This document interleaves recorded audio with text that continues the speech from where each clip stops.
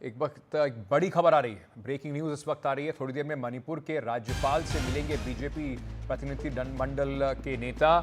BJP के north east incharge Sambit Patra मिलने जाएंगे और मणिपुर बीजेपी अध्यक्ष शारदा देवी भी राज्यपाल से 4:30 बजे मिलेंगी।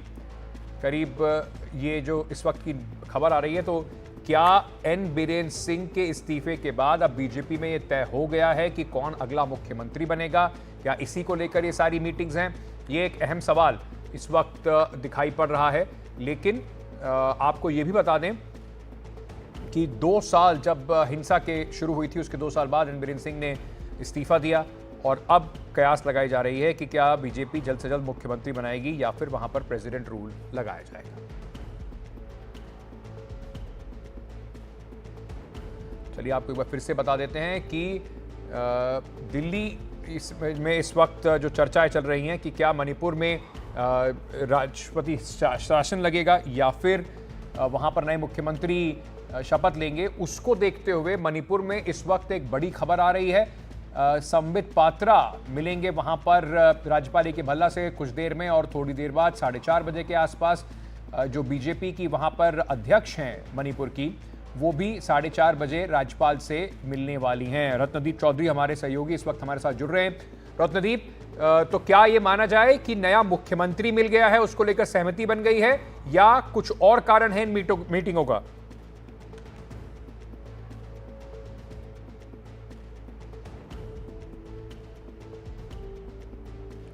रत्नदीप, क्या आप मुझे सुन पा रहे हैं?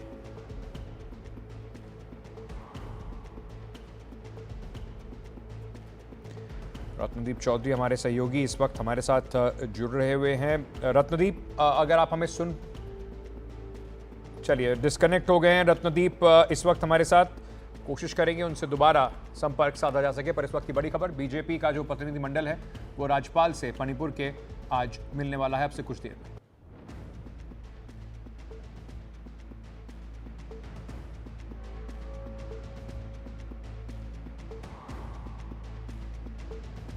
बीजेपी के अध्यक्ष भी 4:30 बजे राज्यपाल से मिलेंगी। संबित पात्रा जो नॉर्थ ईस्ट के मामलों के बीजेपी के लिए इंचार्ज हैं, वो भी इस मीटिंग में होंगे। रत्नदीप चौधरी इस वक्त हमारे साथ जुड़ गए हैं। रत्नदीप, क्या भारतीय जनता पार्टी को नया चेहरा जो है वो मिल गया है मुख्यमंत्री का, या फिर इन मीटिंगों का कुछ और मतलब है?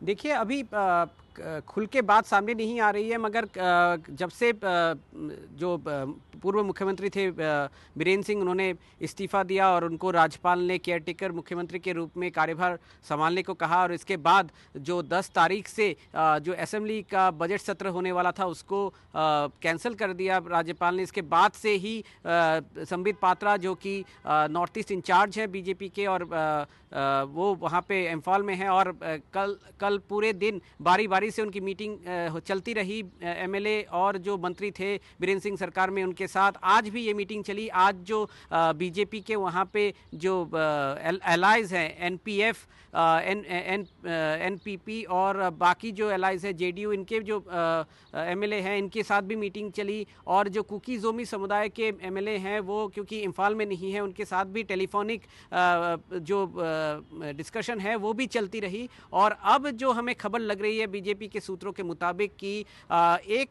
तरीके का ब्रेक थ्रू, किसी तरीके का ब्रेक थ्रू या किसी तरीके का एक डिसीजन ज़रूर इन मीटिंगों से निकल के आया है। क्या वो डिसीजन एक नाम पे मुहर लगाने की है या नहीं, वो अभी तक पता नहीं चल पाया है। मगर खबर ये आ रही है कि बीजेपी के जो राज्य अध्यक्ष हैं ए शारदा देवी और संबित पात्रा, उन्होंने अपॉइंटमेंट मांगा था गवर्नर से, और आज शाम को उनकी गवर्नर से मीटिंग होने के बाद थी। संबित पात्रा की मीटिंग भी हुई है caretaker chief minister N Biren Singh के साथ। तो जो राजनीतिक कवायद है वहाँ पे वो पिछले 2 दिनों से चल रही है, पिछले 3 दिनों से चल रही है। और आज दोपहर से हमने देखा कि मीटिंग का जो सिलसिला है वो और भी उसमें जी। ज़्यादा तेज़ी आई। वहाँ पे एक प्राइवेट होटल में जहाँ पे संबित पात्रा ठहरे हुए हैं, वहाँ पे एक के बाद जी। एक एमएलए आए, तो कहीं ना कहीं पे जो बीजेपी के सूत्रों के मुताबिक एक खबर लग रही है कि एक तरफ एक डिसीजन पे ज़रूर वो आए हैं, जी। मगर आगे देखना पड़ेगा वो डिसीजन क्या है, क्यों क्या है। बिल्कुल। क्योंकि